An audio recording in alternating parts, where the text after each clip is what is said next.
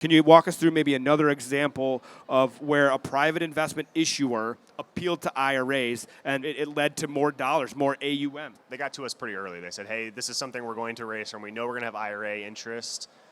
So what can we do to get that in place? So that involved educating their team so they knew what conversations, what to pick up on, like old 401ks, IRAs, tax advantages, creating marketing material around it, landing pages, email signatures, different things. We can do some stuff on our side to help leverage that. You don't have to create all this stuff from scratch. We can provide you those marketing materials that you can use to talk to those investors. And then once they got those intros, who do they talk to on our team? How can we get them set up really fast and get their investment funded? So we did all that ahead of time, got a good conversation going. And then as they're having those investor conversations, they're, hey, you ever thought about investing with your retirement account? It wasn't like the last thing. Like they bring it up pretty early on just to find out what the interest was there.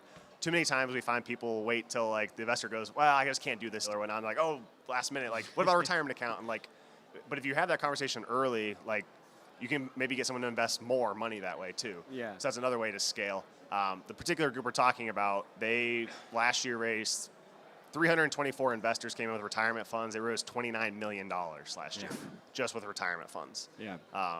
So, I mean, I think that average is, I think I did the math, like a little over 80,000 per investor. That's a good check. I mean, that's most alternative investments come in.